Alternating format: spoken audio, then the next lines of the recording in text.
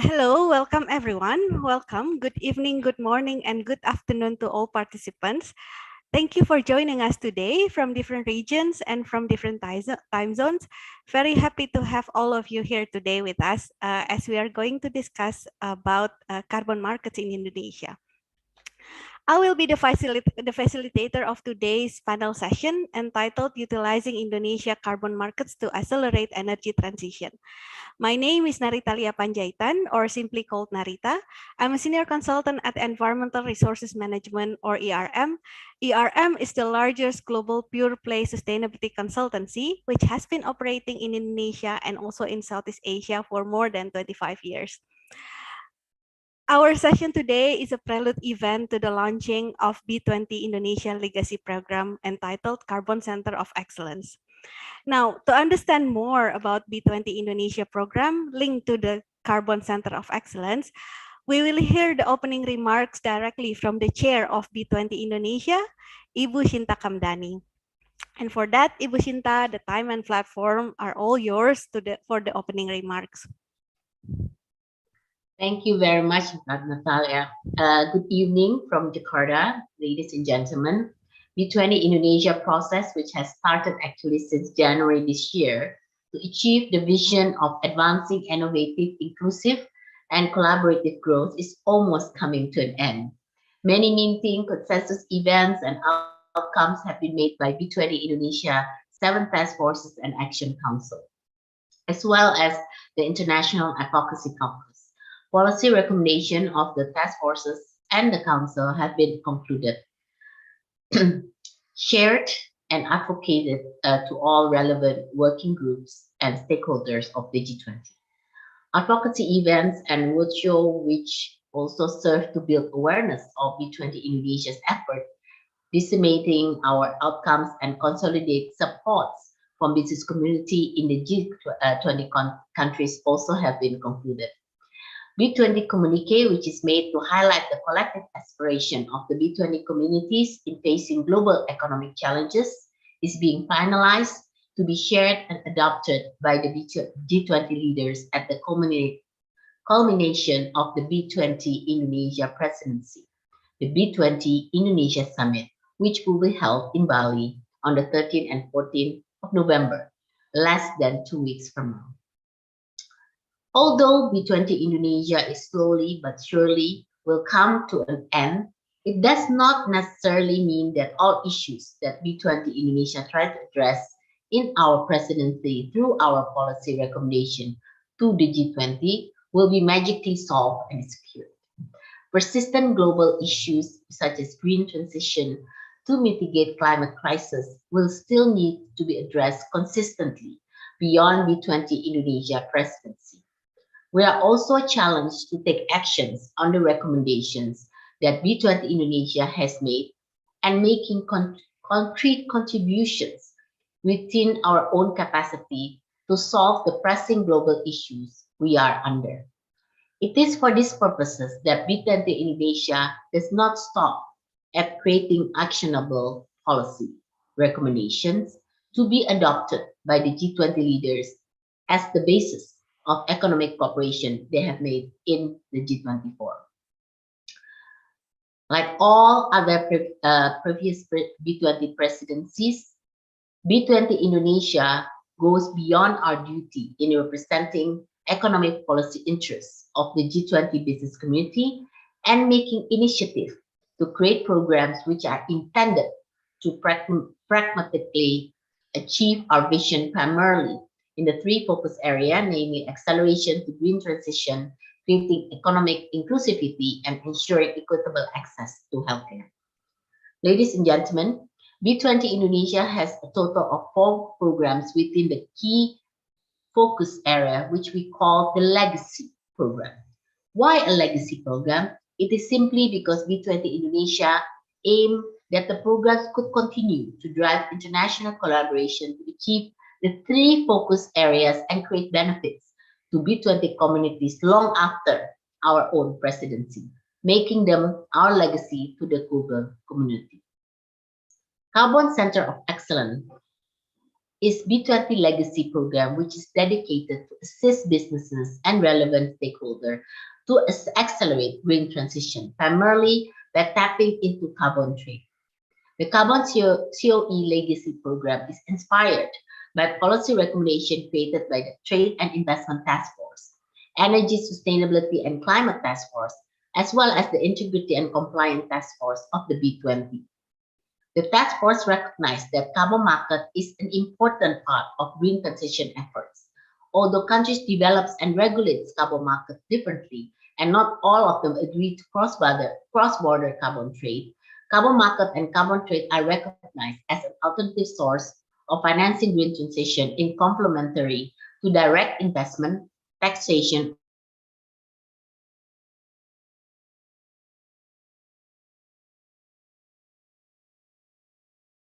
support. The Energy Sustainability and Climate Task Force, Pak Agung Wicaksono, and Deputy Chair of Trade and Investment Task Force, Pak Dagma Joynegoro, the two task forces with the most intense dialogue on carbon market and carbon trade in B20. So you can be sure that the carbon COE is built to cater many different interests presented in the B20 discussion.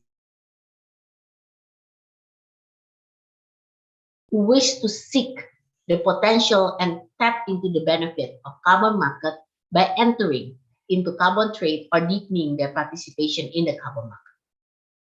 In pragmatic sense, the carbon COE provides you a platform which offers comprehensive, concise, easy to digest, and accountable knowledge and various references of practices in carbon trade and carbon market. Part of the carbon CO work is also to ensure that there are growing awareness, conversation, and support to the utilization of carbon trade for green transition, which is why this is designed to host more monthly practice sharing sessions. This webinar is accounted for the first practice sharing session of the B20 Carbon Center of Excellence as prelude to the official launch of the Carbon COE, which is powered by our managing partner, BNET, the Bloomberg New Energy Forum at the B20 Indonesia Summit on the 13th of November. I will leave you with the two co-leads of Carbon COE, Pak Agung and Pak Dharma, to brief you in greater detail on why we need to have such a prelude event for the COE and what aim to accomplish in this practice sharing session. As the chair of the B20 Indonesia, I would like to emphasize that although Carbon COE is a legacy program initiated and created by B20 Indonesia, this program, which is designed to be formed and for the entire B20 community. After all, green transition to mitigate climate change is a global issue, which are too big to be solved. They might not, let alone as B20 Indonesia. Thus, I hope you can be our partners and colleagues in achieving our goal through Carbon COE beyond your participation in this practice sharing section. I would like to thank the Carbon COE Managing Partner BNEF for their wonderful support in developing the COE platform for B20 and for being with us for years to come to manage and sustain the Carbon COE platform, as well as the mission we entrust to the COE. A special thanks also to ICDX for becoming the first institution to express their commitment to be Carbon COE contributing partners for Indonesia, even assisting us to organize this practice sharing session, ensuring it to be a successful and a fruitful one with prominent business leaders in the panel.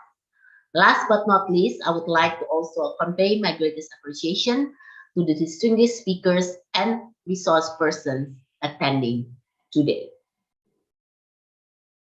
I believe you will all be able to learn more of carbon market and its role in accelerating energy transition.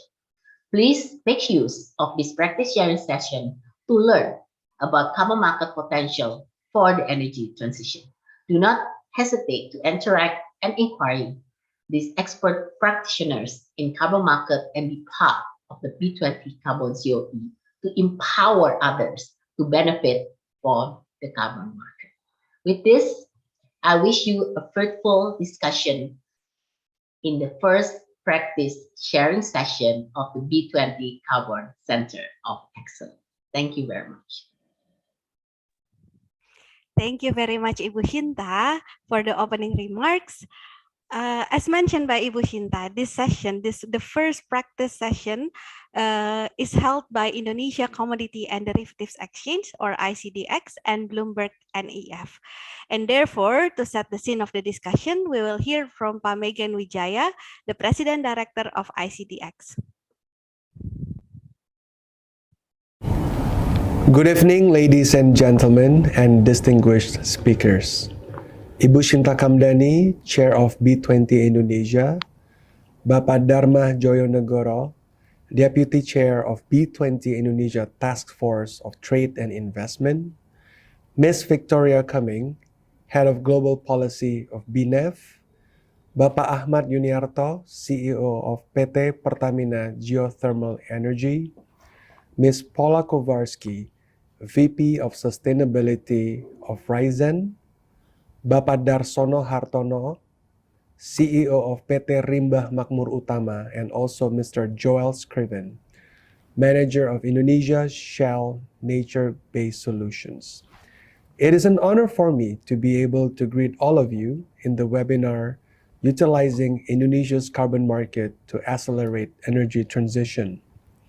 I would like to take this opportunity to give my utmost appreciation to B20 Indonesia for entrusting ICDX together with BNEF as our partner to launch the Carbon Center of Excellence, which aims to provide the knowledge and practice center for the development of the carbon market.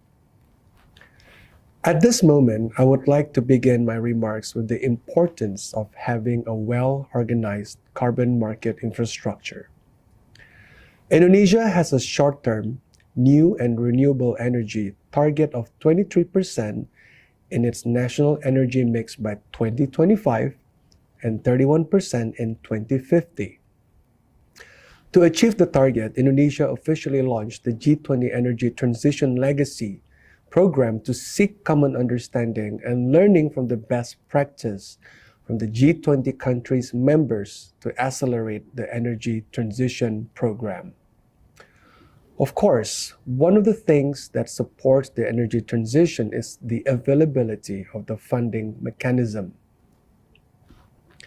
A carbon market is a tool that various countries have utilized as one of the funding mechanisms.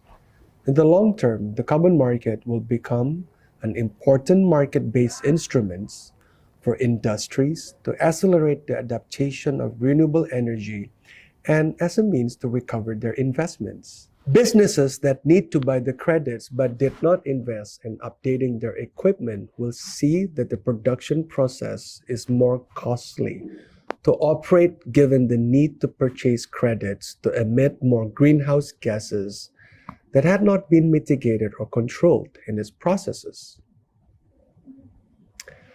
Thousands of companies have committed to being climate neutral by 2050, in line with the promises of governments made in the 2015 Paris Agreement.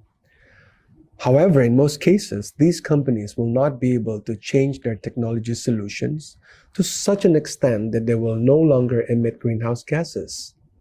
Instead, they would have to buy carbon credits on the market to offset their remaining greenhouse gas emissions. Not only that, the carbon market plays an important part in providing market-based incentives for companies that can reduce their carbon emissions through renewable energy adoptions, and even broadly become the basis for implementation of innovative environmental financing instruments, as well as supporting the performance of environmentally friendly business projects or activities. Industries that have started the transition to renewable energy can verify the emission reductions efforts undertaken and receive incentives in the form of carbon credits that can be sold to those who wish to offset their carbon emissions. Hence, the vision of the carbon market itself is to be the global benchmark of carbon price discovery, where the price is formed transparently, and then becomes a signal for the companies to transition toward a more sustainable energy and at the same time helps projects to be priced equitably. A number of challenges are faced in developing and utilizing new and renewable energies, starting from the scattered potential, network limitations, limited domestic industry capabilities, and market uncertainties to the decline in energy consumption due to the pandemic. Currently, the world's renewable energy trade is still dominated by developed countries, both public and private sectors. Most of this renewable energy produced by developing countries is not traded through these countries, but through companies originating from developed countries. Hence, by leveraging the power of an organized carbon market, Indonesia can form a more cost-effective energy transition and maximizes its opportunities. ICDEX aims to organize a fair and transparent carbon market in Indonesia and is open for collaboration with all the potential stakeholders by providing a state-of-the-art regulated market infrastructure needed to create carbon market deepening, enabling higher visibility and market access to high-quality projects verified by modern technology, increasing larger public awareness and participation in climate change, and how individuals could help to become agents of change. The B20 Indonesia Trade and Investment Task Force, together with Energy, Sustainability, and Climate Task Force, hopes that both the government and the private sector can work together in accelerating the transition to a new and renewable energy through the optimization of their organized carbon market, not only as an effort to achieve Indonesia's climate targets, but also to foster economic growth and increases the country's competitiveness. That will be the end of my remarks this evening. Thank you for your kind attention, and I sincerely hope that you will enjoy the webinar. Thank you very much, Pak Megan, for the remarks and for the recording remarks that we have listened. So now, without further ado, we will start the panel discussion. And to start, I would like to first introduce our speakers today. First of all, we have Mr. Joel Scriven. Mr. Joel Scriven is Shell's Nature-Based Solutions Manager for Indonesia, a position he has held since early 2020. Previous to which, he was based in Singapore in a regional business development role for the NBS team. Joel previously worked for the UN for 8 years in their program to reduce deforestation and has held positions in the British government and the conservation NGOs. He also holds a PhD in carbon forestry from the Oxford University. Welcome, Joel. Thank you very much, Narita. Pleasure to be here. All right, and the second we have Mr. Andre Valente. Mr. Andre is the head of sustainability of Raízen. Raízen is the third biggest energy company in Brazil, and Raízen is well known for its effort to push renewable energy utilization through the utilization of bioethanol from certified sugarcane. Now, Mr. Andre holds a bachelor degree in environmental engineering from Federal University of Rio de Janeiro and an MBA in sustainability management from Fundação Getúlio Vargas. Pardon me for the pronunciation. He works in Raízen since 2014, where he started as sustainability coordinator. Previously to that, he worked as a consultant at ICF International. Welcome, Mr. Andre. Thank you very much for the invitation and the opportunity. Pleasure to be here. And thirdly, we have Pak Ahmad Yuniarti, or also known as Pak AY, the President Director of PT Pertamina Geothermal Energy. Pak Ahmad is also the Senior Advisor of Indonesia Geothermal Association, the Board of Patron of Save the Children Indonesia, the Board of Trustees of Gadjah Mada University, and the Board of Advisors of Department Teknik Elektro and Teknologi Informasi from Gadjah Mada University. Selamat malam, welcome Pak AY. Thank you, Narita, for the introduction. It's a pleasure to be here. Good evening, good afternoon, and good morning, everyone. And the last but not the least, of course, we have Pak Darsono Hartono. Pak Darsono is the CEO of PT Rimba Makmur Utama. PT Rimba Makmur Utama is a B Corp certified company that manages the Katingan Mentaya project, a 149,800 hectare peatland forest restoration and conservation project in Central Kalimantan, Indonesia. The project is currently the largest nature-based solution project in the world, verified by Verified Carbon Standard VCS, which generates an average of 7.5 million triple gold carbon credits annually. Now, isn't that amazing? Pak Darsono, following a master in financial engineering from Cornell University in 1998, Pak Darsono worked for PwC and JP Morgan Chase in New York, USA. And in 2018, Pak Darsono won an Indonesian Earth and Young Entrepreneur Award. The company was one of the recipients of Indonesia Sustainable Business Award in the same year. And in 2020, he was chosen as one of the Social Innovators of the Year by Squab Foundation and the Sustainability Pioneers by World Economic Forum.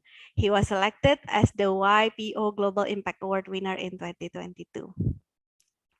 Happy to have introduced all of the speakers today. We could start with questions now, and I will start with questions to Joel.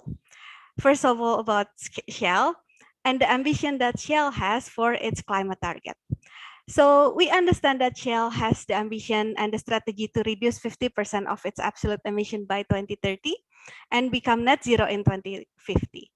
First of all, Joel, could you explain to us what does Shell Global Carbon Portfolio look like in a nutshell, and how NBS project or nature-based solution projects will fit into this strategy of decarbonization?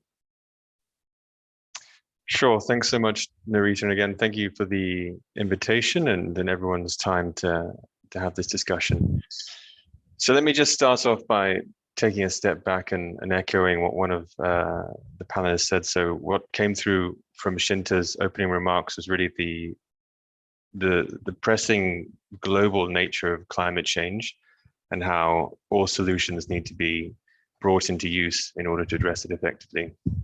So we strongly believe that in this company, tackling climate change is an urgent challenge, and Shell will contribute to a net zero world where society stops adding to the total amount of greenhouse gas emissions to the atmosphere. It's because of this target and this belief that Shell set the target to become a net zero emissions energy business by 2050. And this supports the goal to tackle climate change laid out in the UN Paris Agreement, which is, of course, as we all know, to limit the rise of global average temperatures to 1.5 degrees Celsius. In October 2021, we set a target to reduce absolute emissions by 50% by 2030 compared to 2016 levels on a net basis. This covers all emissions in Scope 1, which come directly from our operations, and in Scope 2, which is from the energy we buy to run our operations and under our operational control. This complements our targets to reduce carbon intensity, which what we call the net carbon footprint of the energy products we sell. This includes short-term targets of 6 to 8% by 2023 and 9 to 12% by 2024, again, compared to 2016 base levels. It also includes medium and long-term targets, as you mentioned, Narita, of 20% by 2030 and 45% by 2035 and 100% by 2050, again, compared to 2016. So that's a little bit of a breakdown of the ambition. And now let me just say a few words about the strategy. The strategy we launched is called Powering Progress, and it sets out how Shell will accelerate the transition of our business to a net zero emissions basis. It's designed to create value for our shareholders, our customers, and wider society.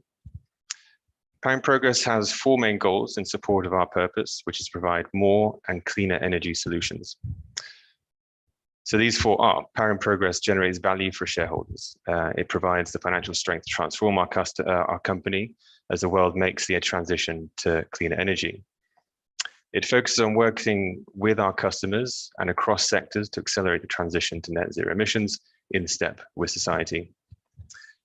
Powering Progress means powering lives and livelihoods through our products and activities and by supporting an inclusive society. And it also means respecting nature by protecting the environment, reducing waste, and making a positive contribution to biodiversity. Becoming a net zero emissions energy business means that we are reducing our emissions from our operations and from the fuels and other energy products we sell to our customers.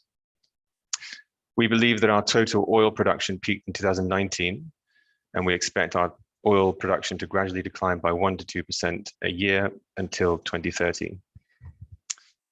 We are investing heavily every year in our low carbon energy new business solutions. And let me just talk you through a few, maybe 3 main buckets here that we have within the reducing the lower power energy businesses.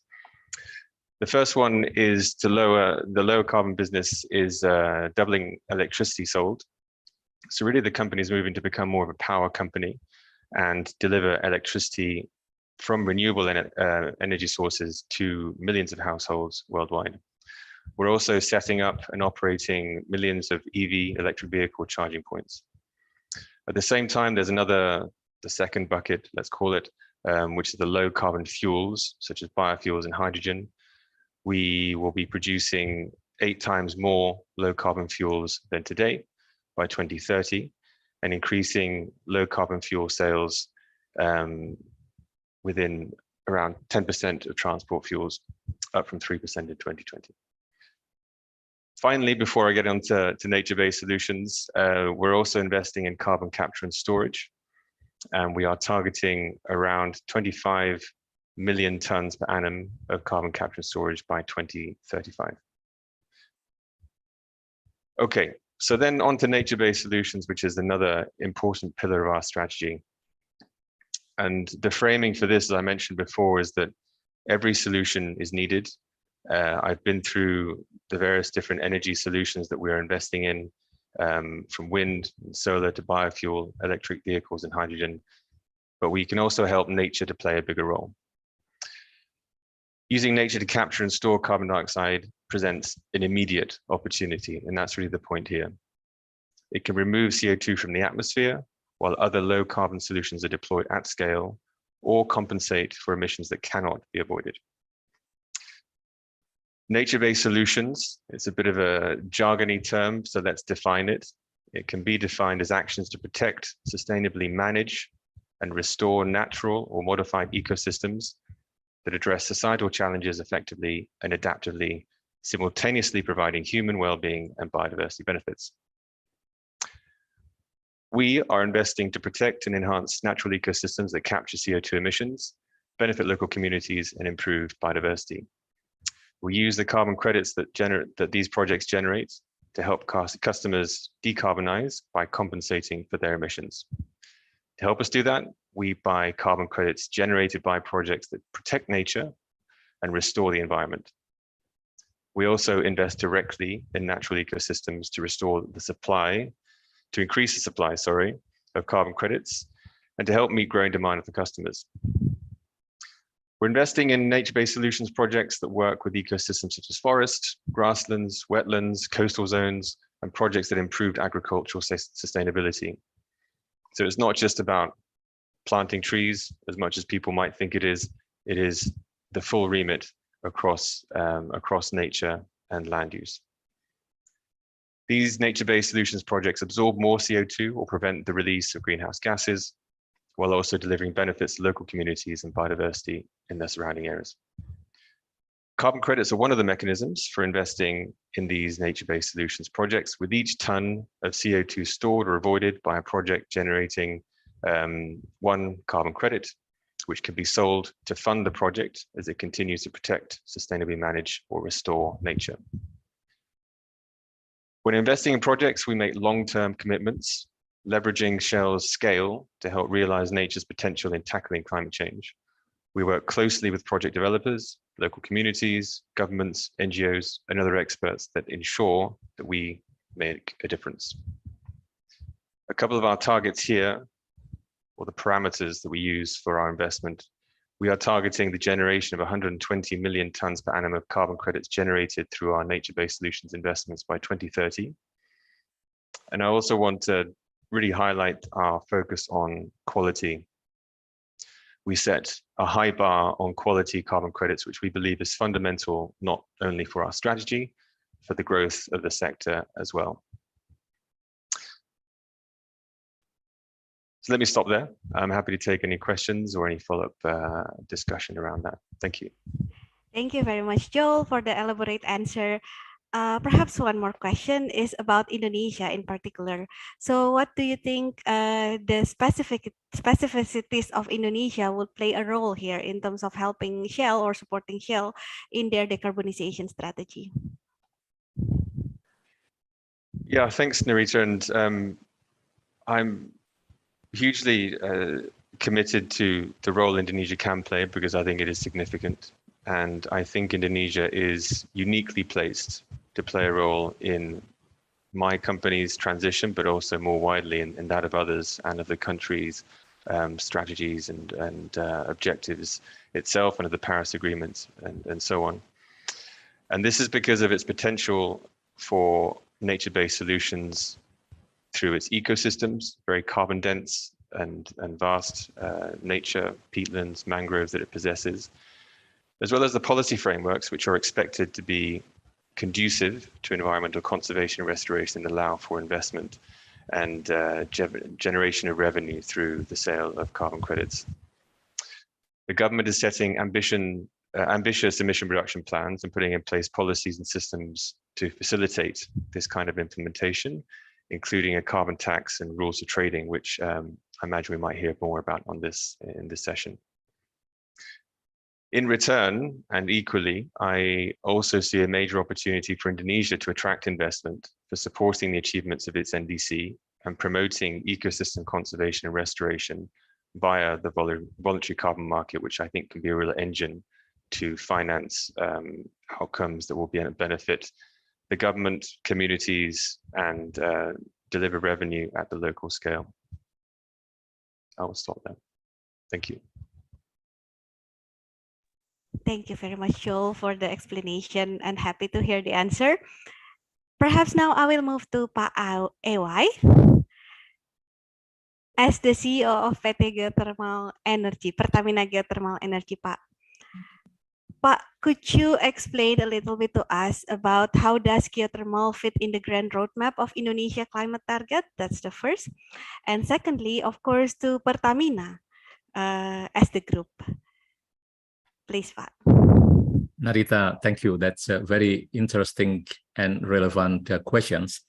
Before I start my story here, I would like to also acknowledge some of the people that have glanced through the thousands of participants here. Narita, I think tonight we have attracted such an interest. And I saw Rara Andrea, thank you for joining us. I saw Arif, pleasantly surprised to see Topic there. Topic, a long time no see. And it's also May, Angels, and there are many others that I could not say thank you one by one. And hope that we'll enjoy tonight's discussions. When we look into Indonesia and the ambitions to achieve net zero, it is mentioned by Joel that it's such a big undertaking that we need all the solutions. And I always use my favorite term, which is it is a wicked problem that not only we need all options, we need the participations of everyone, because no single party could claim to be able to solve the whole issue together. And we might not be able to solve it, right? However, we just keep chipping into the problem. With the target of net zero by 2060, being in the energy sectors, of course, one of our direct alignments is contributions toward the incremental renewable energy portfolio in Indonesia. And when we are looking into Indonesia, we are blessed with the largest potential resources of geothermal. And that's where we put our focus. We've been building our capability in exploring and developing geothermal resources here in Indonesia. When we look into Pertamina's net zero target that is set to also come at 2060. Pertamina's strategy lies on 8 pillars to contribute toward the net zero. The first one is carbon economy. Second is EV and battery. It's essentially EV ecosystem business. The third is bioenergy. A fourth is use of clean gas and gasifications. Fifth is green refinery.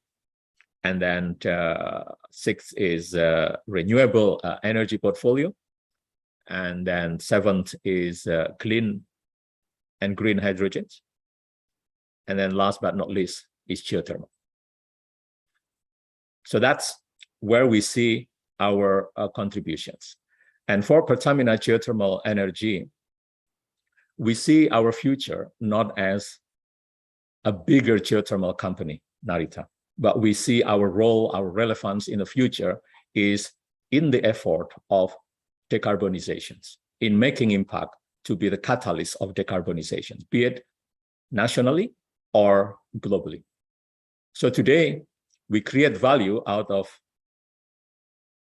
geothermal resources in the form of the electron, dispatchable, renewable, baseload electricity coming from geothermal resources. What we see in the future is that we would like to expand the value creations beyond the electrons. And how can we efficiently produce a green product that is based on our core capability, which is geothermal capability. And that way, we increase our opportunity to be the catalyst for decarbonizations in other sectors, perhaps even in hard-to-abate sectors. And that's how we see it. At the moment, we have our focus immediately to increase the installed capacity of our geothermal power generations. We set about our ambitious target for the next 5 years to add incrementally another 600 megawatt. So today we operate directly 672 megawatt, and through our joint operation partners, we also manage 1.2 gigawatt. So in total, Pertamina Geothermal Energy currently actively providing 1.8 gigawatt of dispatchable renewable baseload from geothermal resources. And with the additions of another 600 megawatt for the next 5 years, we are estimating that cumulatively until 2030, Pertamina Geothermal Energy could contribute toward the achievement of net zero by offsetting close to 65 million ton of CO2 cumulatively. And that's significant numbers.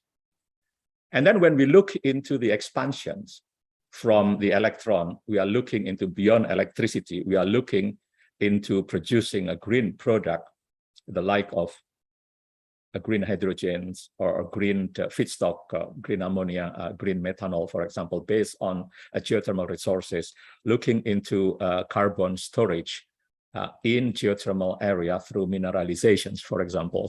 Then we could also enlarge, as I said, our contributions toward the overall decarbonization effort, not only for Pertamina, but it's also for Indonesia, and it's also globally, that cumulatively until 2060, we have the potential, Pertamina Geothermal Energy, through the expansion of the value creation effort based on geothermal resources, could have up to 475,000 million tons of CO2 equivalent ready to offset. And that is a significant numbers in that aspect. That's how we see our contributions toward the roadmap in achieving Indonesia's net zero, as well as Pertamina's net zero.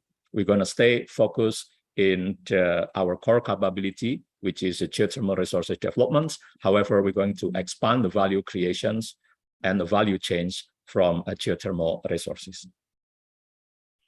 All right, thank you very much, Pak AY.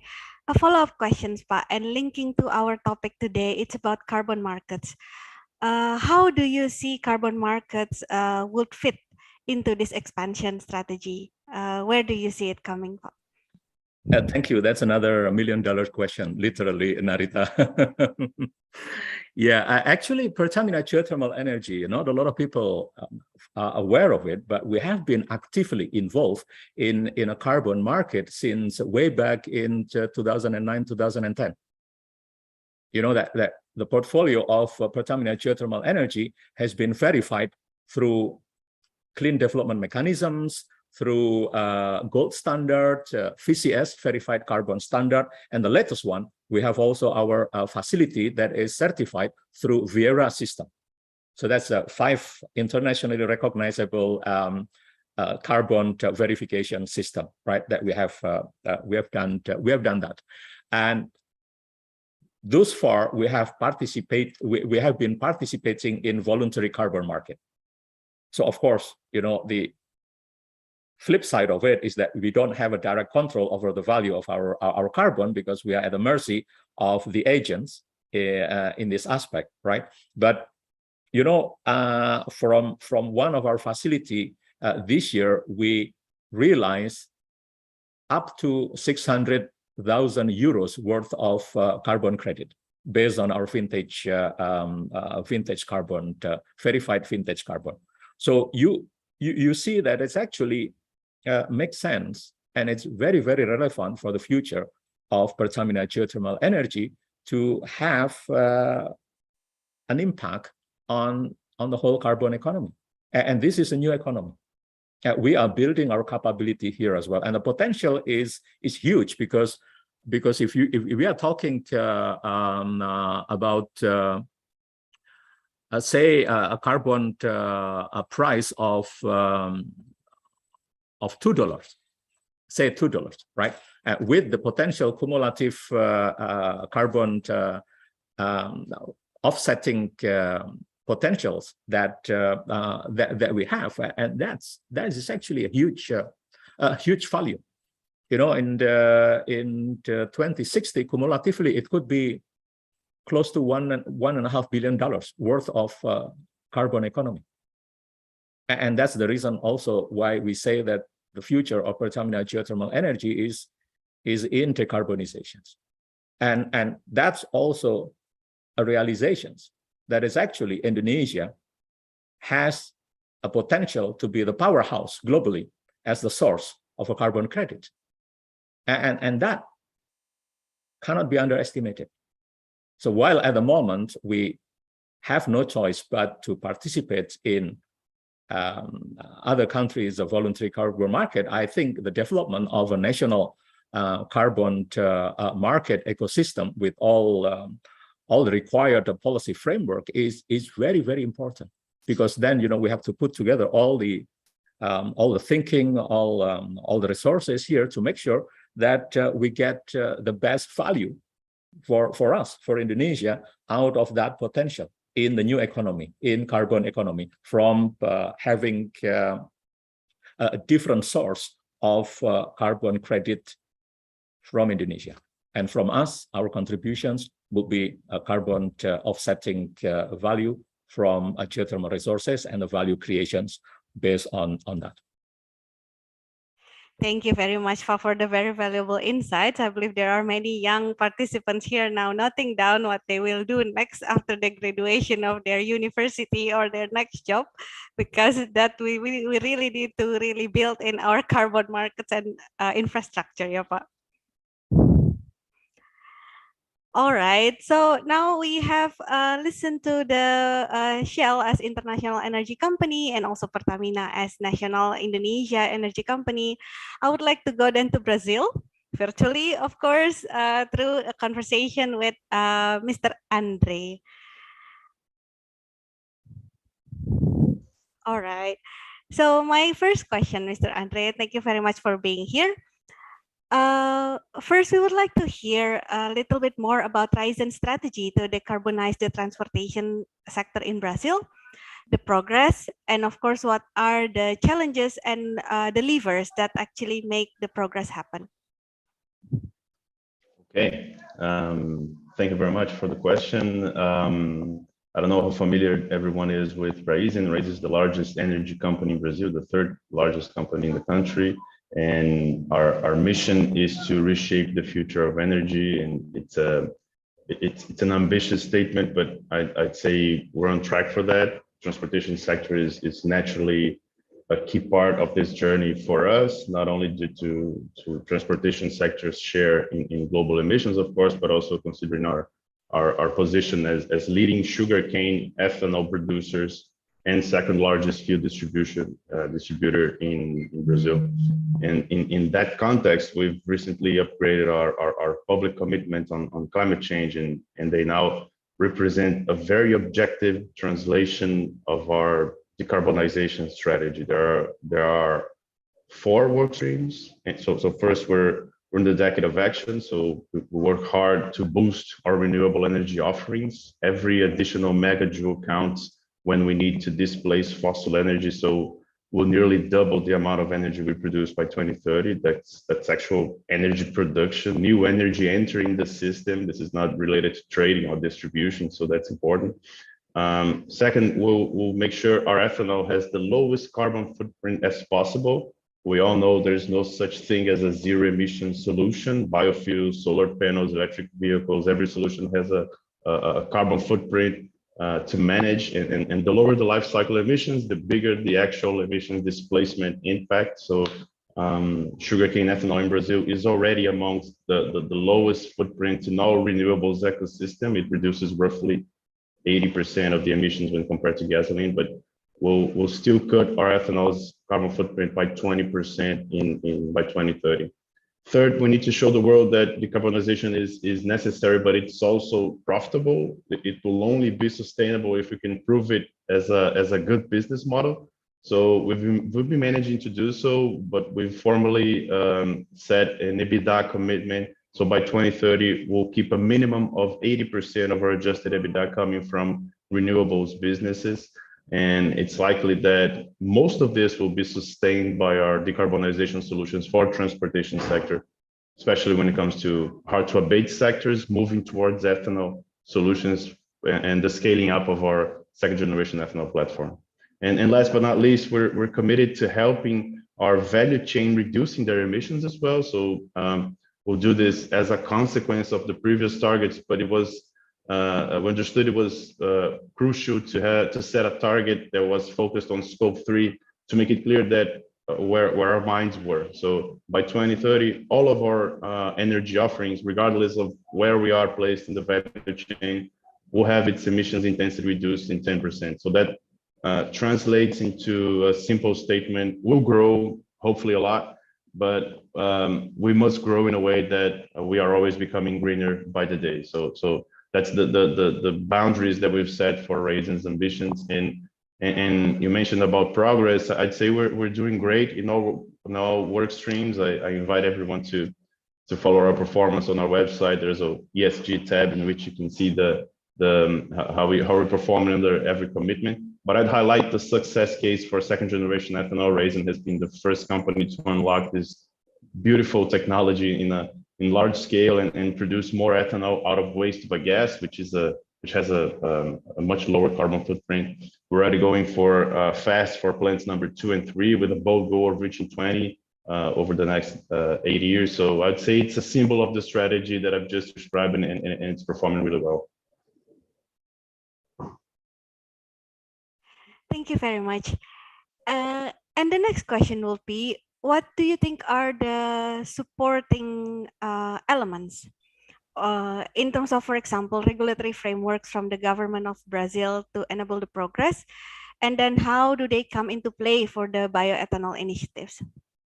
Well, very good point. If you want to think about it, if you want to abruptly change the course of a large ship at full speed, it will take a large amount of energy and effort. So even with that, it will not have immediate results. So the ship is our global energy matrix, years of investment, incentives, and established infrastructure, organized supply chains.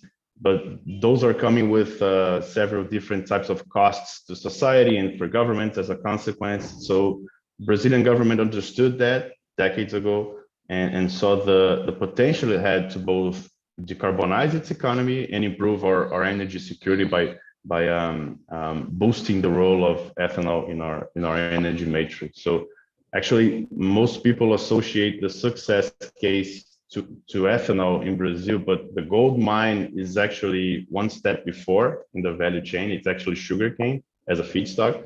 Sugarcane is a crop that covers only 1% of the country's territory. That same 1% is responsible for 19% of all the energy of our energy matrix. So not only through ethanol, but also through bioelectricity from the waste biomass as well. So you crush the sugar cane, you get the juice to one side and produce sugar and ethanol, and the bagasse to the other side to produce steam and electricity. And that's feeding our energy systems as well, because the bioenergy parks, the mills, they're self-sufficient in energy, they export the surplus.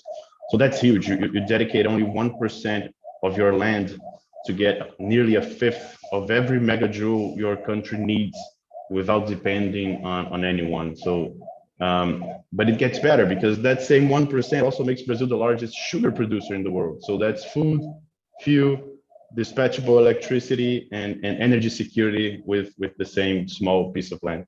And none of this would happen if it weren't for Brazilian government policies to first remodel light vehicle fleet to become flex fuel. Almost every light vehicle in Brazil takes any proportion of gasoline or ethanol, so you can just fill it 100% ethanol or 100% gasoline. Actually, you have a mandatory blend of ethanol in the gasoline, which is one of the highest in the world as well. But the flexibility that consumers now have to opt based on financial conditions and economic conditions of each type of energy source. The government also had to fight cultural resistance to change. So it took Brazil more than a decade to so people would accept fueling cars with ethanol. So overcoming cultural barriers it was also a challenge, and it took persistence from the government. And also it's highly successful, the case of pricing the environmental benefits of ethanol through a regulated carbon market such as Renova Bio. We won't go anywhere if the positive externalities of each solution are not properly priced into their economics, into their business model. So I'd say strong and sometimes painful regulatory frameworks are crucial if we really want to turn that ship away from the iceberg, and the Brazilian government has been doing a very good job since the 70s, I would put it this way. Thank you very much, Mr. Andre. I'm sure that it actually would be very good to have you more time of you in this session to talk about the progress and what are the regulatory framework and the painful things that you mentioned. Unfortunately, we don't have that much of time, but perhaps in a later session, we could have that. I believe there are many things about Brazil that we could, like Indonesia, could learn from the similarities and the differences to also accelerate our energy transition. Thank you very much. Now, going back to Indonesia, so to Kalimantan, Central Kalimantan with Pak Darsono.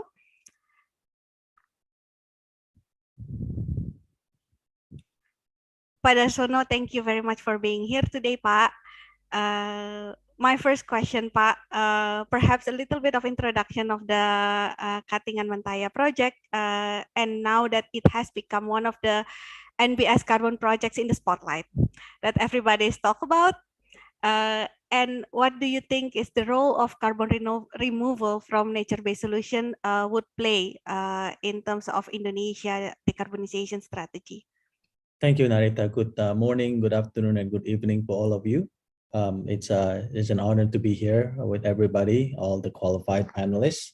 So maybe I'll just walk you through my story. About 15 years ago, my business partner and I, looking to conserve a very important forest in Indonesia, peatland forest, believing that we can save or mitigate climate change, provide sustainable livelihood for the people, and make profit by selling carbon credit. At that time, I have no background in land use sector. I just came from back from New York. I just think that this is something that I want to do. It's because my business partner convinced me. He's like, this is a new thing to do. It took us 15 years. I mean, it's been 15 years had passed, and Katingan Matay project is the world's largest MBS project, not in terms of size, but more importantly, in terms of how much reduction emission that we have achieved. So the idea is, you can save and restore a vital forest in Indonesia, which is a peatland forest that store a lot of carbon, rich in biodiversity. More importantly, you have to work transparently with communities, and you can sell carbon credit. My journey is very unique. I was the only employee of my company for the first 6 years, from 2007 to 2013. Nobody talked about MBS. There's no term of nature-based solution at that time. The term, for some of you who probably have heard, is called REDD, which is reduction emission from deforestation and degradation. And I think, if you ask me the challenges and the benefit of all MBS, now we can see that, human need nature. Nature provides solution for our existence. I think more and more people realize that it's important for us to protect nature. It is important for us to restore what we have done bad to nature. Just like, Joel mentioned, MBS is one of the key solution that is important for human existence. But I think throughout this journey of 15 years, it's not just about nature and the climate that we emphasize on. More importantly, there are people who live in this forest that we have to take care of. It's about how we can work transparently with communities, being inclusive, providing solution, and changing behavior from a deforestation activities or destructive activities into a restorative activity. It is easier said than done. I can share with you a lot of my experience on the field when I visited. Just like some of you, it's not easy to change behavior when you're so used to doing things. I remember I share an idea to some of the farmers in our site in terms of what we want to do. They all know that slash and burn is not a good methodology because it caused all the fires. And I spoke to 500 farmers at that time, pitching an idea of climate smart agriculture. And guess how many people were interested in the program? Only 2. Only 2 people wants to do this. And we managed to finally now get more than 800 farmers doing this. So to run an NBS project well, you really have to have a clear vision what you want to do. Not just about getting the project design document, the certification, but more importantly, how you can work transparently with communities, how you have that persistence in terms of how you want to work with them. Some communities might be reluctant in the beginning, but I can share with you a lot of the stories that I have to go through because I and my business partner have visited all the 34 villages myself. So, but it is very satisfying to see the changes. I think the fact is the past 3 years, NBS become the darling of the world now, right? Everybody talk about NBS. Everybody want to be part of NBS, and everybody thinks that it's actually have more value compared to, basically the renewable energy credits out there, which is true, because not only that you're protecting the environment, but more importantly, you're dealing with people and the biodiversity. So I think nature-based solutions play a vital role, not for Indonesia only, but for the world. But one thing that I can share with you today is I think we still don't know how to value nature properly, right? We look at nature the way it is. It's always about carbon credit. It's about climate, but nature provide more than that. I think I can share 15 years ago when I started this project, nobody even know how to value us, period. I mean, people will say that, wow, it's such a great project that you're working. It's good to protect the environment. It's good to restore, but nobody's willing to pay at that time. I mean, I talk to my friends in my generation, they will be saying that, Darsono, are you even making money? Why are you working for NGO? Are you working for private sectors? Right? And then, but interestingly, if I talk to my friends' kids, the younger generation, they actually will tell me, Uncle Darsono, I think one day you'll make money. So I think investing in nature is something that is hard to see at the beginning, It's something that you see that, oh, is it real? Is it not real? What is this carbon credit? Of course, carbon credit has been there for a long time, but carbon credit from nature-based solution was not popular until recently. But I think with project like Katingan Mentaya project, we can show transparently the transformation of what we do on the ground and the benefit that we can provide not only to Indonesia, but to the world, and a business proposition that we can give that make this interesting, and a lot of people want to pursue it. But I can warn you, it's not easy. You know, it's not about how you write the proposal, it's not about how you get the certification, but more importantly, it's about how you have to work hard on the field. I mean, there are villages there. When we approach them, they'll say that no, we're not interested. You're capitalists, you know, you do all these things. And, you know, sometimes you have to wait, sometimes you have to pursue. And this is more like an art than science when you deal with communities. So, but I'm truly honored and privileged to be part of this. I mean, I can tell you, like, you know, for somebody who was only employee of my company for 6 years, it was not easy. With the whole great support of ecosystem family, my wife and everybody, I think it made this happen. But I actually want to invite all of you to see NBS not just purely from a carbon credit play, but more importantly, it's about our assistance and looking to invest in this space. Because when you talk about decarbonization, of course, we can talk about the technology base and the nature base. But I think, you know, people are so focused on this decarbonization, they haven't been able to value nature that it should be. So Indonesia is really blessed with this. Of course, we have all our nature, you know, from peatland, mangrove, you know, seagrass and ocean. And I think, you know, with this whole carbon movement, and particularly the Carbon Center of Excellence, we can actually show the world that Indonesia can be part of the solution. And I think with our project, it shows in a small, well, maybe not small scale, the package we are largest today, but I think you can see like country like Indonesia can be part of the solution, and we can actually have this legacy of B20 today to show that we can do it. And hopefully 10, 20 years from now, the moment today, it will be remembered that we make a change and we are part of a solution for the world. Thank you, Pak. Pak, I have another question, and I'm sure I would like to learn about this, and I know that other people would also like to learn about this. So, in the current situations, Pak, what do you think is the gap that will hinder us to create an ecosystem that can expand and monetize this nature-based solution, Pak? And of course, I will not use the term nature-based solution as the freely used term that you mentioned, but the real, you know, valuing nature and valuing nature to make it like a real, not just carbon credits, but also like about the nature itself. What is the gap here in the current situation? I think the gap is getting narrower now. I think we understand this more and more, right? There's a regulatory effort that we try to put. Of course, you know, Paris Agreement was achieved. There's a lot of things I remember when I started this, and I started this business when Indonesia was the host of a climate change in COP13 in 2007. Throughout this period now, I think we can see that even the regulatory, the compliance market starts seeing that there is an importance of, you know, finding solution for climate change, and nature is always be part of the solution. Of course, we need to have more projects like us willing to be transparent, showing what we do, even though we can say that there are things that we miss, that we have to get improved. But I think I'm very optimistic because when I started this business 15 years ago, I was sort of like the only one that started this business.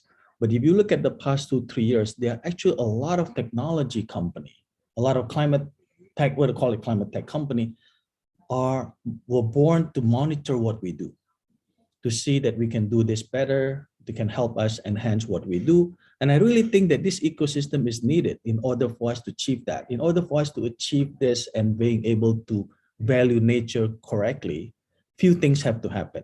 One is the regulatory framework has to be set in a way that enhance and value nature. We also have to have a market mechanism that believe in how you value nature, using technology or using certain metrics. And I think, you know, I remember when I go to the village and tell people, you know, I think for some Indonesian, this is more very relevant. And I told them, it's like, you know, I'm selling carbon credit. They're like, what are you selling? Are you putting something in the bag? You know, is this something that we can bring?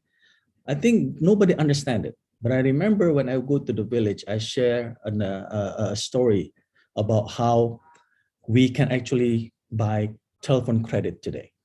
But if I ask you, if I show you the idea 10 years ago, even to the community level, it's like there's a business where you can trade telephone credit, nobody will understand. Same thing with nature. I think people still don't understand this. Hence, a lot of the things that we value in the past from a financial model, we believe in return on equity, return on investment, discounted cash flow model.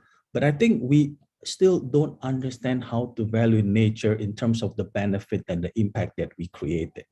So I hope that really is, human can finally have, or the financial community can actually create a new matrix called whether it's return on impact, where you can actually see it.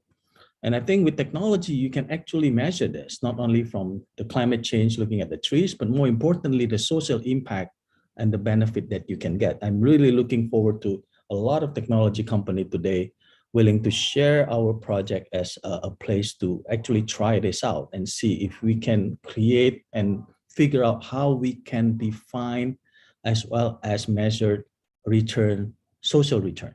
Because I think climate return, or in a way, climate monitoring is easy because you use technology, but if you look at return on impact socially, it's still very hard to get. So I think we welcome everybody. One of the strengths of Katingan Mentaya project, like I said, I was the only person in my company, but I worked with like 30 stakeholders at that time. And I think the strength of Katingan Mentaya project is about collaboration. I think that's what we can do. As a project in Indonesia that want to contribute to the world, we always are open-minded to work with everybody to see that, if we can enhance this asset, we can be better, we can work better with community, we can protect the nature more.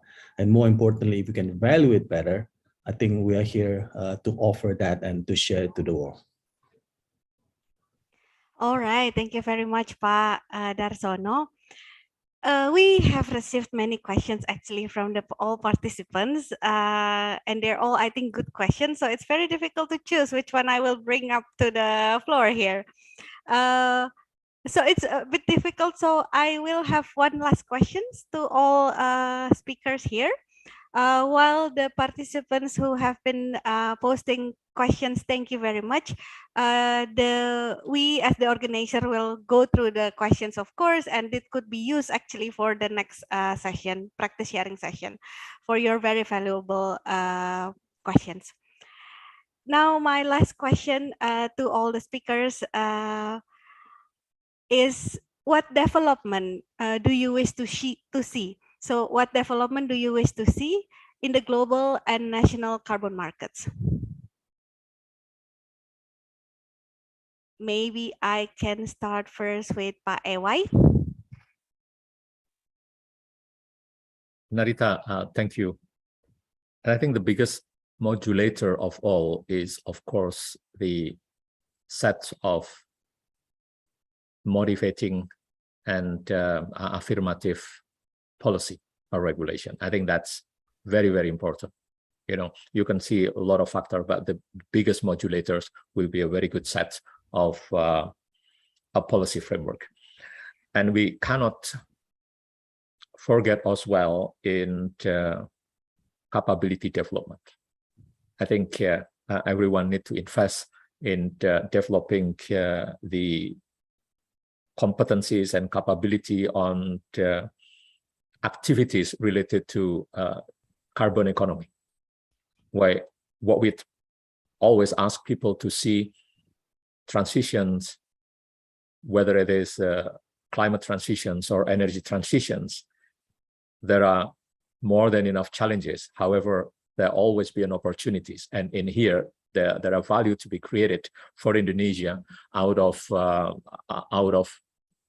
the whole effort achieving the net zero. And it is the way I see it, it is an exciting opportunity, as you mentioned before, for the young generations, for the students who are currently studying at the universities, even for the academicians, for the universities in Indonesia to start thinking seriously and in having concentrations on carbon-related studies, right, or carbon economy-related studies on the whole spectrum. So it is an opportunity. The other element, the other development, I think it is important when we look into those ecosystem of carbon market, that the whole set of capabilities being developed, right, from the verifications, validations, and the rest of it, right? The whole value chains.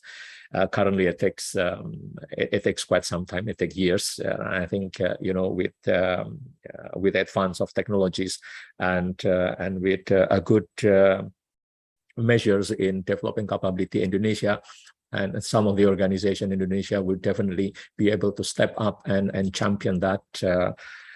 It is also important making sure that carbon market is equitable, so that the value, the commitment that a good green sustainable organizations is also benefiting from walking their talk, right, in committing for the future sustainable world. Thank you very much, Pak Ewai. Joel, would you like to go next? What development you wish to see in the global and national carbon markets? Sure, thank you. I think there's a couple of things here. At the international level, we've been going through a period of uncertainty. There was a pretty fixed framework under the Kyoto Protocol, which is the first global climate change agreement, and under the Paris Agreement, this was more of a country-driven initiative, and obviously making decisions across 193 parties and having consensus has taken time. That is appropriate, and it's appropriate that it took time, but it's starting to come together. And so the emerging framework under the UNFCCC that's starting to be pieced together in terms particularly of how countries cooperate under compliance carbon market trading, which is known in Article 6, to achieve their nationally determined contributions to their emission reduction targets under the Paris Agreement. That's getting clearer, and I expect that at the upcoming COP, there should be further clarity provided, which is all movement in the right direction. So the sooner that whole framework can come together, then that will help countries be more ambitious and be able to set themselves, corresponding targets that can get us on a trajectory to achieve 1.5 degrees. Related to this, we're seeing an emerging governance framework for the voluntary carbon market at the international level. There are a couple of notable efforts ongoing at the moment. These are in the process of receiving feedback and going through review and going through a very consultative process, which again is to be commended. And the way in which that emerges and then interacts with the compliance trading scheme is going to be a really interesting one to watch as well. At the national level, and particularly in Indonesia, there's been a lot of movement as well, and it's exciting to see how the carbon economy framework is coming together. I think the pieces of the puzzle are starting to fall into place, and we're starting to see how the carbon trading system, including the role for the stock exchange, including the tax system, is all going to come together. And I think there should be further clarity on that coming in the next few months. And ultimately, this all feeds into being able to create the right incentives at the local level to be able to deliver benefits to the resource owners and resource users, the local communities that Pat Darsono talked about. And that will enable us to have sustainable forest conservation and restoration that delivers multiple benefits and contributes to global climate change mitigation. So it feels like a very exciting time at the moment, and I think those are the different elements I would be keeping an eye out for. Thank you very much. Andre, would you like to give us a brief of your insights on the development you wish to see? Sure, and to with the challenge of adding something useful to what my colleagues have already said, I would really like to see aggressive carbon pricing mechanisms accelerating in having large emissions coverage. Market will do the rest, basically, because to price carbon, you have to measure it first and That's where I think it's where most of the challenges rest, because first, we can't compare solutions without a complete life cycle approach. As I said, we all have carbon footprints to manage and additional social and environmental challenges to deal with, but policies must do a good job in comparing solutions without leaving behind important aspects, important impacts of their life cycle. Then we'll see what's the best solution for each geography and reality. That's the only way we can know for sure what's the first CO2 reduction to aim for. What's the most feasible solution from a social, environmental, and economic perspective? We're not in the place to push away alternatives. We must set our minimum sustainability criteria, and whatever meets those thresholds must be called to play. There is no silver bullet, and we can't make decisions based on beliefs. The challenge here is let's technically compare solutions, and we'll likely be surprised with low carbon, feasible and sustainable, scalable alternatives such as bioethanol, for instance. Every solution has its own set of challenges to manage. The first step is understanding that and assessing those potential impacts. So you mentioned when you talk about biofuels, that's already a good starting point. There are several types of biofuels from different biogenic feedstocks. We need to qualify this discussion a bit, go a bit more granular in the assessment. If you take sugarcane as an example, different than grains, you can't store sugarcane, so you're automatically you automatically have a fully traceable feedstock, because if you can't store it, you need to know exactly where it comes from. You have a few hours to process it once you harvest the sugarcane. So you can meet any due diligence process that you want, because you know exactly where the feedstock comes from. Highly consolidated areas. You can show that it's zero association with deforestation. How do you raise awareness about this? You need to get third-party certificates in the journey to make sure that if it's not easy for everyone, for every policymaker to assess, let's bring in third-party assessments that will give the comfort to assess solutions in a more granular way. So that's where I hope we improve the quality of the way we assess solutions. Thank you very much. And it's indeed insightfully adding to the things that have been mentioned before. Thank you, Andre. Next, Pak Darsono. I think, Pak Darsono, you mentioned a little bit on this before while you're answering my question about the gap. Nevertheless, are there any other thing, Pak, development that you wish to see? I think it is important to understand why carbon market exists. I think carbon market exists is because we need to transition into the climate target that we want. Hence, it's very important that there should not be a global north versus global south. I think that's the reality today. You know, the fact is a lot of country that has NBS are in the south or developing countries, and then the north will be using this opportunity to take advantage because of the low cost and low abatement. I think this is something that we have to be worried about. Because I think the fact is, you know, now everybody is subject to Paris Agreement, NDC become focused. If the South can only sell NDC or sell their credits and have to be corresponding adjustment, there might be an issue. So I think if we really want to solve this whole climate change issue, we should really take out our head whether we are North or we are South. I think carbon market is a solution from private sector's approach. I think the government have to work closely as well as together with private sectors. And I think more importantly, there is a clear solution. I think nature play a vital role, and we can see that. I mean, from project like us. So the last thing that you want is people start talking about North versus South. And, you know, by the time we finish talking about it, I think we will not achieve anything. So I think that's something that we have to be careful looking at this from a more global perspective. Well noted, Pak Darsono, and thank you very much. So we have come to the end of our discussion session with the speakers and panelists. Don't worry, we still have a few other things that are as exciting as the discussion.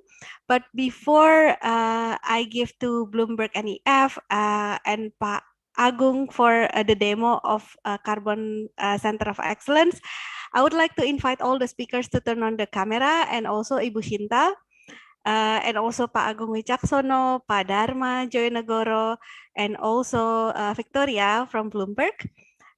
So then we can take a picture to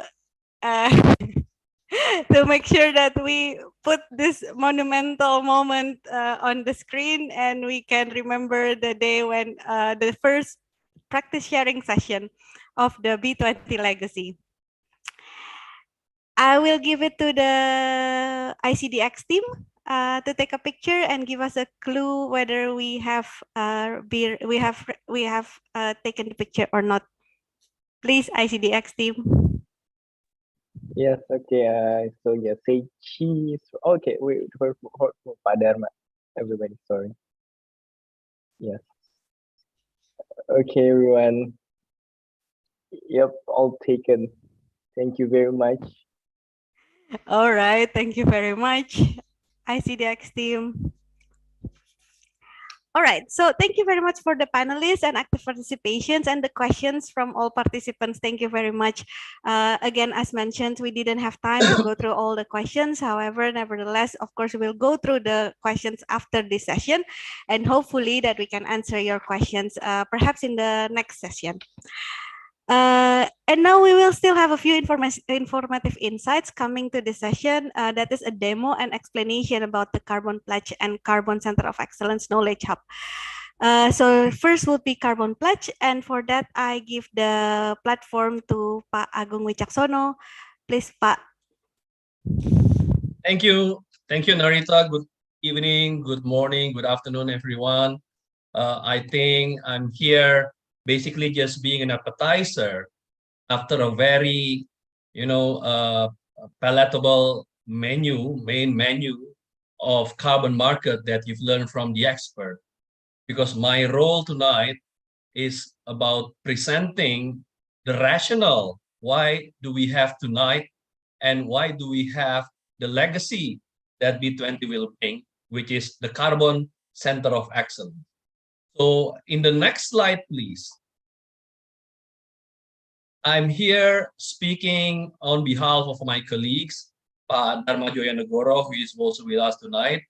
He's heading the Trade and Investment Task Force as a deputy chair, while I'm in the Energy, Sustainability and Climate Task Force, and Ibu Shirley Susilo, who is the policy manager. Both of our task force in B20 work together in order to bring this legacy of Carbon Center of Excellence. And in the next slides, we will see the rationale why B20, as the moment this year when Indonesia take the lead, has created a foundation for lasting and positive impacts across G20 countries. Because there are three key priorities for B20 this year. One is about accelerating green transition. Second, about promoting equitable healthcare access and ensuring an inclusive growth. And therefore, we feel that we need to come up with big new ideas that require inclusive cross-country collaboration with tangible and sustainable impact. And for that, the carbon trading in the next slide, carbon trading obviously plays a key role. Just like what Pak Darsono mentioned, carbon market is basically about achieving net zero emission. So the investment in greenhouse gas emission mitigation and energy transition will be catalyzed by the role of this carbon trading. And therefore, we believe that we all need to learn together. We need to learn from people like Pak Darsono. We need to learn from people like Aye, from Andre Valente, also from Joel Scriven, so that we have the knowledge to participate in carbon trading. And therefore, the Digital Center of Excellence on Carbon Knowledge Repository, coupled with Practice Sharing Center, the one that we just have tonight, is the platform that is led by both Kadin Indonesia and Bloomberg New Energy Finance. And the next slide shows the two key elements of this Carbon Center of Excellence, being the platform to help scaling up carbon trading activities. The first is the Knowledge Hub, educate the market player, This will be launched during the B20 Summit on the 13th of November 2022. That will be an online knowledge platform for the world, developed by B20 Indonesia in partnership with BNEF. And the second one is the one that we have started tonight, a practice sharing center, sharing experiences across geographies from Brazil, from Indonesia, from Europe, from many other countries, where we want to learn success stories from countries and companies on how carbon market being developed and giving benefit not only for the individual companies or countries, but at the end, hopefully, for the earth. And therefore, if we look at the next slide, the key elements of the knowledge hub, basically, it is consisting of the knowledge hub itself. There's going to be basics information. So many of us probably are beginners. I'm very excited to see the chat column with so many questions. That shows that there are many basic information we need, ranging from carbon pricing, how carbon trading works, how to participate, and so on. And then there will be fact sheets that explain more detail, more complex issues, and users can filter through this, basically this website, and getting more specific or more general information.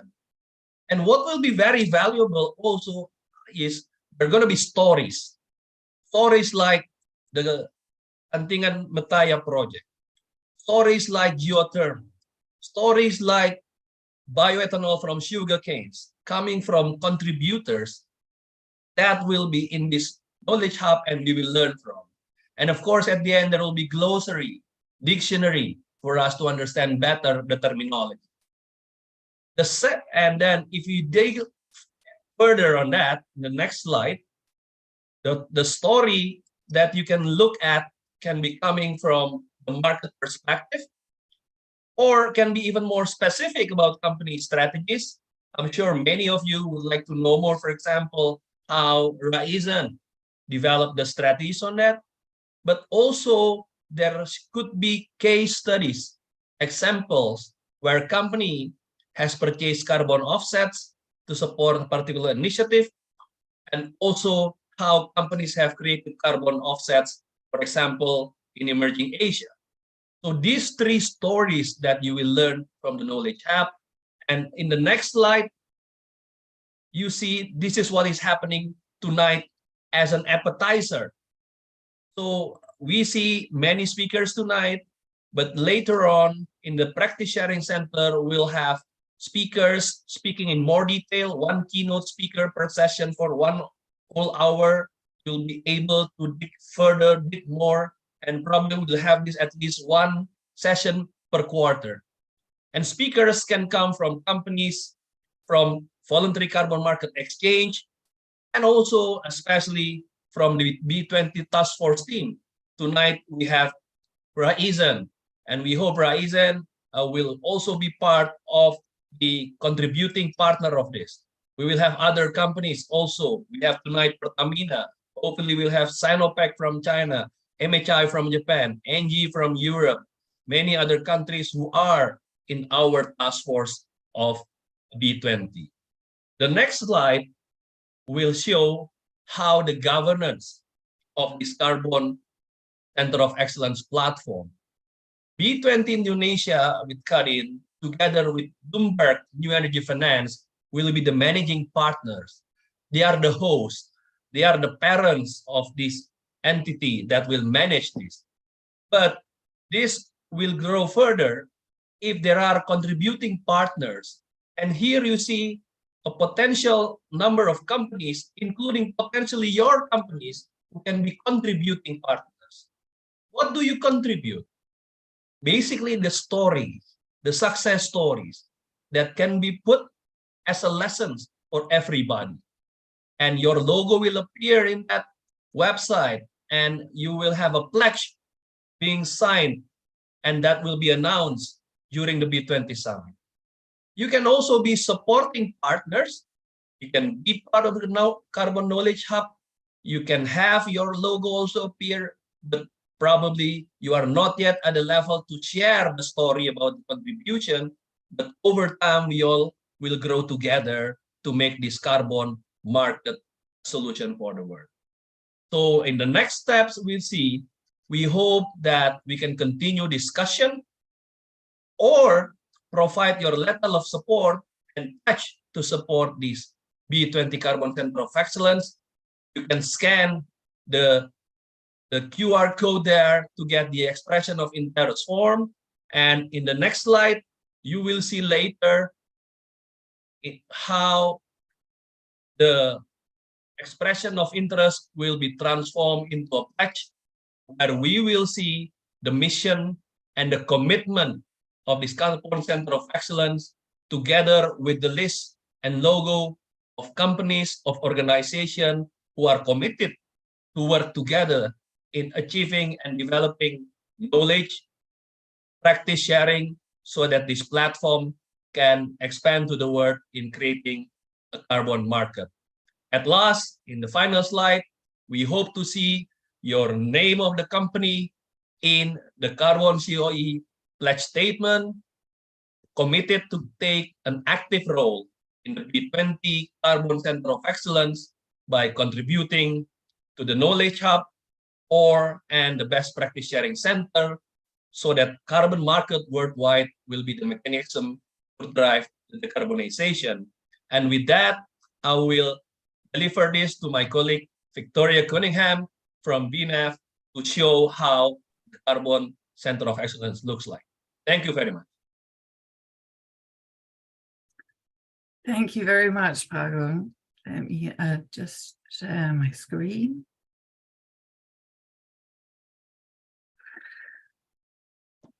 So many thanks, Pago, and to my fellow speakers, to the B20 Indonesia team, to ICDX, and to all the organizers of this first best practice sharing session.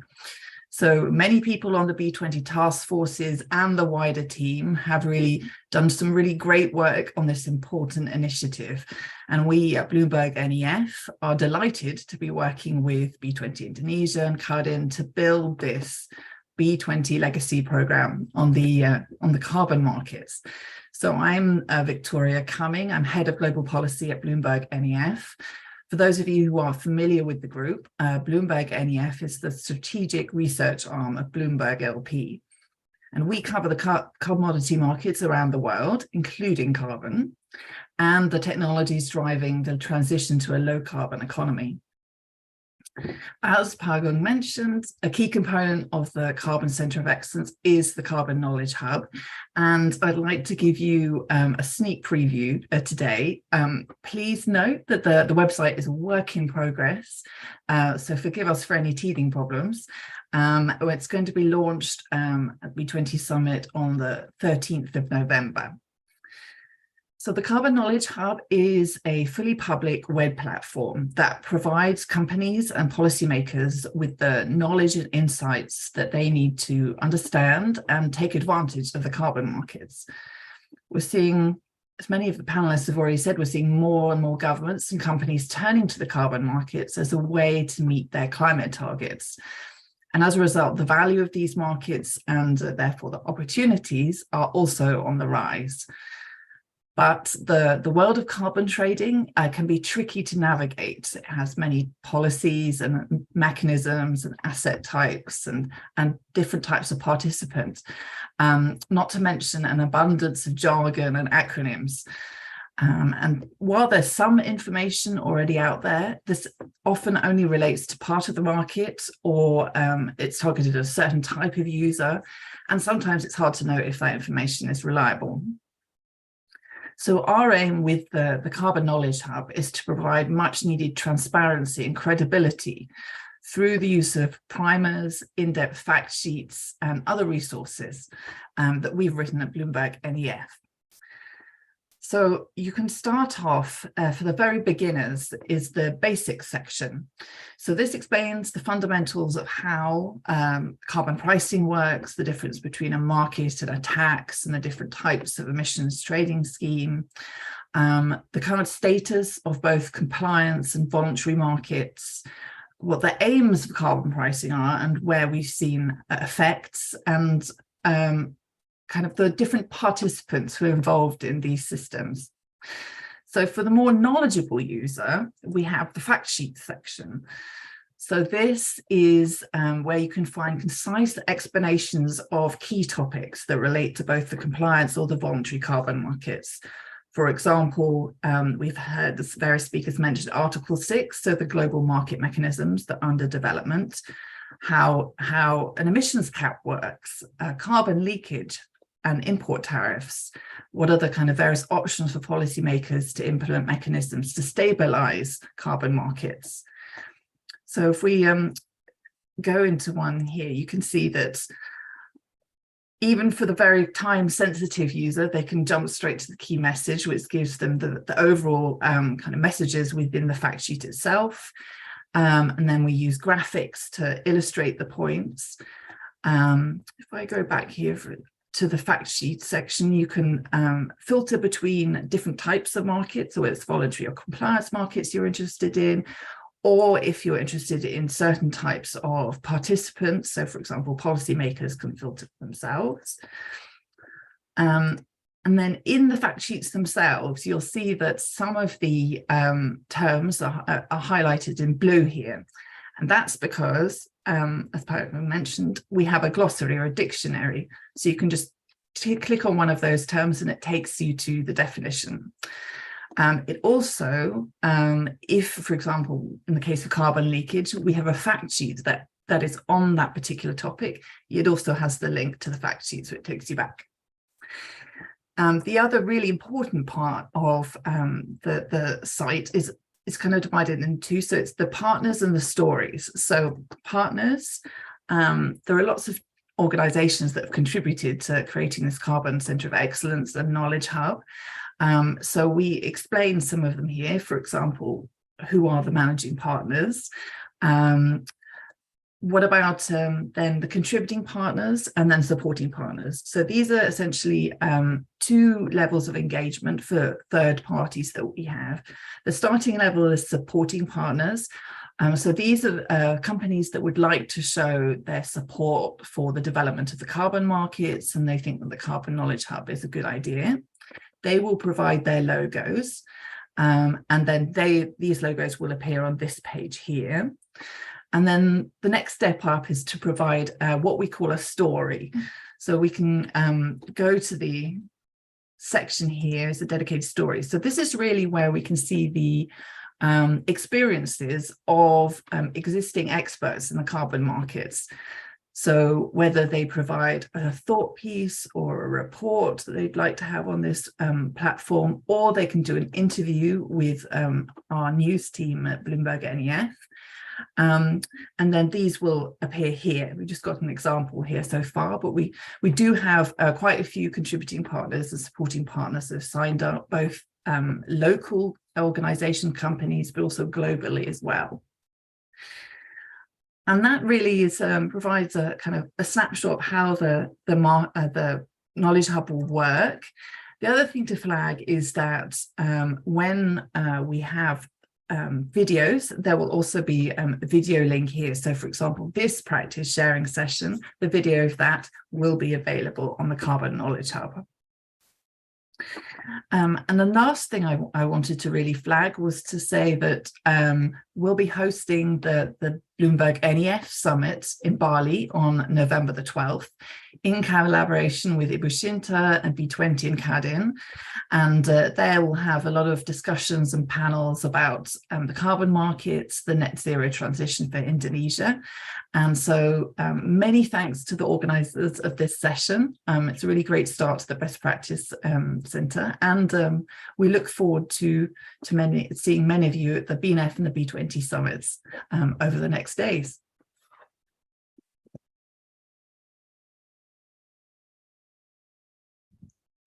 Thank you very much, Pak Agung Wicaksono, and also Victoria. Thank you very much for the demo and explanation about the Carbon Pledge.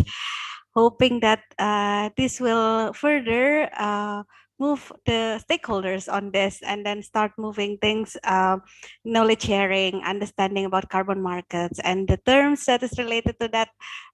So then really happy to see the Carbon Center of Excellence Knowledge Hub from Bloomberg. Next, we'll hear from Pak Dharma Joyonegoro. Pak Dharma is the Deputy Chair of B20 Indonesia on the Task Force of Trade and Investment. Pak Dharma, would you like to have the mic and camera on, Pak? Sure. Thank you. So I think, first of all, thank you to all the panelists and the speakers for sharing their insights and perspectives, right, on utilizing Indonesia's carbon market potentials, right? As we heard from today, obviously there's enormous challenges, but also enormous opportunities within this market. Thank you as well to BNEF and ICDX for assisting the Carbon Center of Excellence in our first ever practice sharing session for the Carbon Center of Excellence.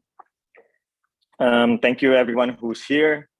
You know, I see there's over 1,000 participants. So hopefully everyone has shared in the wisdoms of the speakers. Right? So today's session, you know, the title is obviously about Indonesia, right? Utilizing Indonesia's carbon market. But I want to emphasize that B20 Indonesia, right, we're not creating the Carbon Center of Excellence only for Indonesia, right? So B20 Indonesia believes that the carbon markets offer enormous potentials as an alternative source of financing green transitions to all nations and business of all sectors, right? It is our vision to ensure that all countries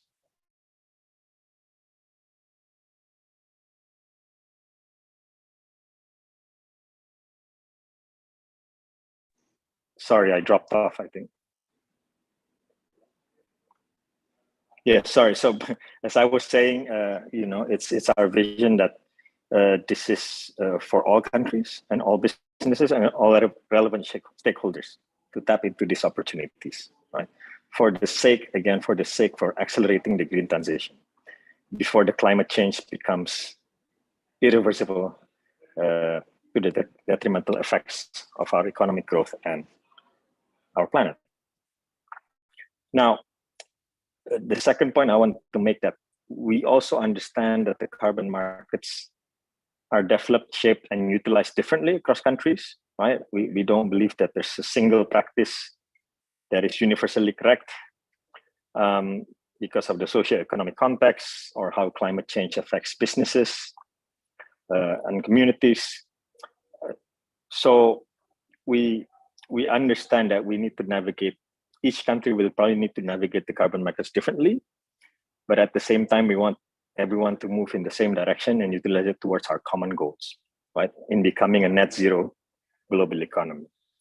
So the existence of the Carbon Center of Excellence, the practice sharing sessions like today, the Knowledge Hub, is to give each of us as much exposure and as much knowledge as we possibly can of how different countries and different businesses around the world manage and benefit from these carbon markets, right?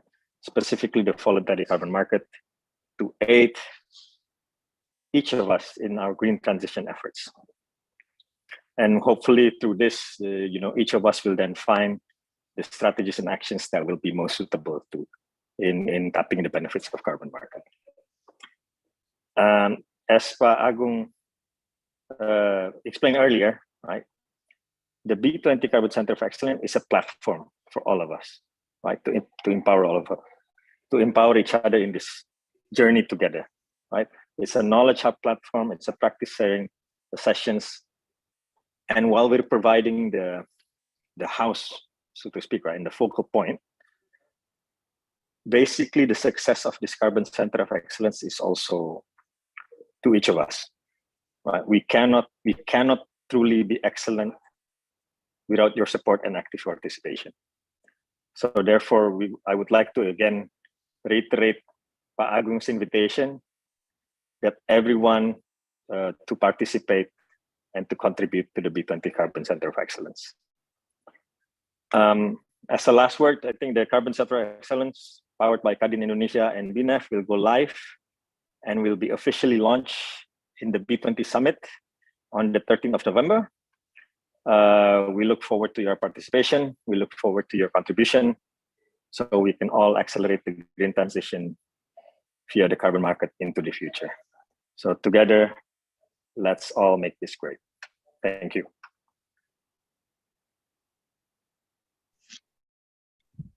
Thank you very much, Pak Dharma, for the very nice closing remark.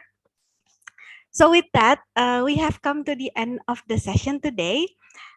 First of all, again, thank you very much for all the speakers, sponsors, and champions of this session. Very happy to have this session today with all of you and all of the participants attended. Surely this will not be the last session of B20 Legacy Carbon Center of Excellence. I guess as Pak Agung mentioned, this is just even the appetizer of the whole series. And surely we are looking forward, Pak, to have the main course of this series and to actually have this main course actually benefiting for the carbon markets in Indonesia, the development of Indonesia, and also the energy transition in Indonesia. Hoping that the dessert would never come, so we will always have the main course. Sweet desserts are necessary as well in between. Sweet dessert are necessary, Pak. Of course, we always have a space for dessert. Thank you then to all the participant speakers again, and please stay informed on the development of this program. Keep in touch, stay informed. As Pak Agung mentioned, there are actually steps that could be taken by companies to actually start having the pledge of carbon, and also joining the Knowledge Hub, becoming the sponsor or partners. With that, I would like to close the session. Thank you very much for staying in until this late of evening. Thank you very much, and I wish you a good evening. Mas Wicak, we have to acknowledge Narita for doing such a wonderful job moderating the session tonight. Yeah, excellent, Narita. Thank you. Thank you, Mbak Narita. Excellent, Narita. Thank you so much. Thank you, Thank you, everybody. Thank you, everybody. Thank you. Thank you, Vicky. Thank you, Pak Darsono. Thank you, Pak Pak Aye. Thank you, Jo. Pak Dharma. Thank you. Thank you. Selamat. Bye.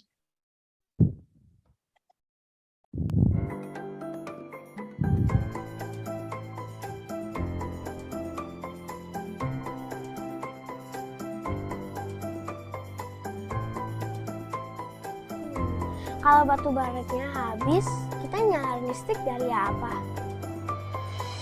Harapan dan masa depan tercermin dari anak-anak sebagai generasi penerus bangsa. Aspirasi mereka menjadi bagian dari eksistensi Indika Energy selama lebih dari 2 dekade terakhir. Situasi dan perkembangan zaman menuntut kita untuk berubah. Begitupun juga Indika Energy yang terus berevolusi dan beradaptasi. Kami pun melakukan diversifikasi usaha, memperluas portfolio yang dimiliki, merambah ke berbagai bidang yang sesuai dengan kompetensi dan keahlian kami, serta meningkatkan solusi berbasis alam untuk menghadapi berbagai tantangan di masa mendatang. Di luar kompetensi kami di sektor energi, Indika Energy juga telah memperluas portfolionya ke sektor pertambangan emas, serta teknologi digital, di mana kami menawarkan solusi teknologi informasi yang inovatif selaras dengan revolusi industri 4.0. Indika Energy juga merambah ke sektor infrastruktur, di mana kami membangun dan mengoperasikan terminal penampungan bahan bakar di Kalimantan Timur. Kami meyakini energi baru dan terbarukan akan menjadi bagian penting di masa depan energi Indonesia dan global. Karenanya, Indika Energy menghadirkan solusi tenaga surya di tanah air.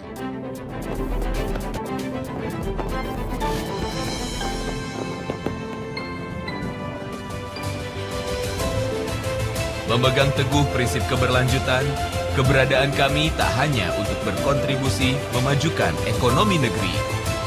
Dengan berfokuskan pada aspek keberlanjutan yang meliputi lingkungan, sosial, serta tata kelola perusahaan yang baik. Semua ini kami lakukan untuk generasi penerus bangsa dan Indonesia yang lebih baik di masa mendatang. Indika Energi. Energi untuk negeri.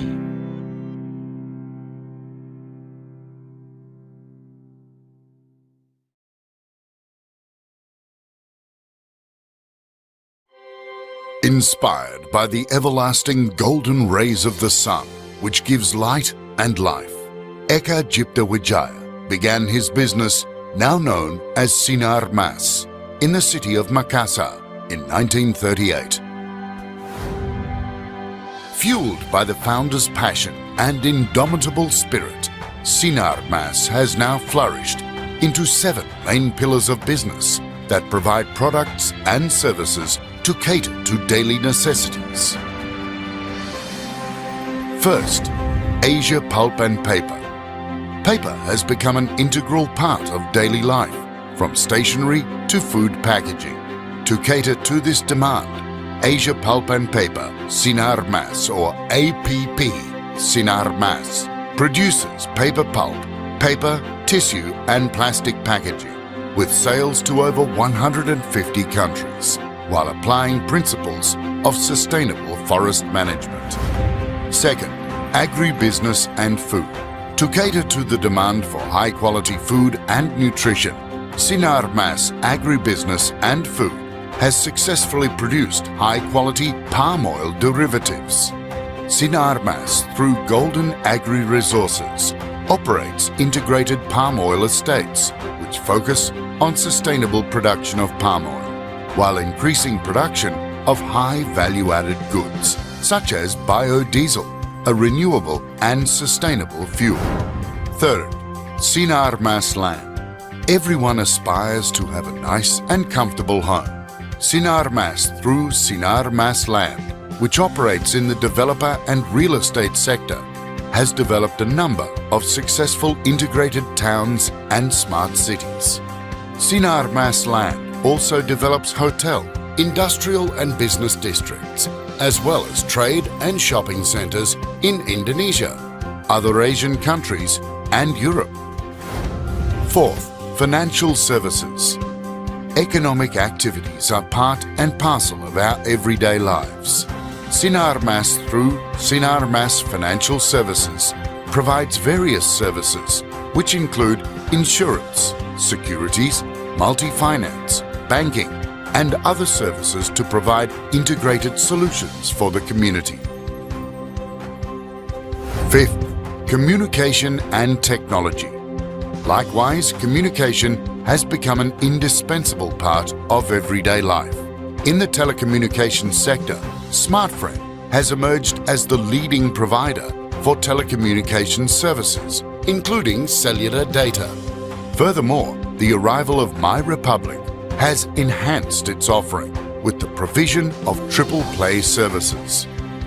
In line with rapid technological advancement and digital transformation, Sinar Mas is steadfast in pursuing innovation and has spread its wings in the digital sector. Sinar Mas believes that technology innovation will play a critical role in shaping the future. Sixth, energy and infrastructure. Energy is essential to life.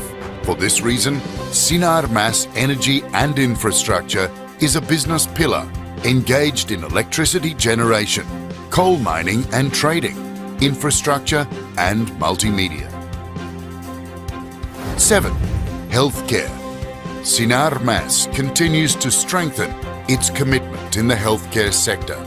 Sinar Mas believes that access to quality healthcare is the foundation of a nation's resilience. In addition, Sinar Mas is dedicated to strengthening education initiatives so that the quality of skilled human resources can be improved. Through various social initiatives, Sinar Mas also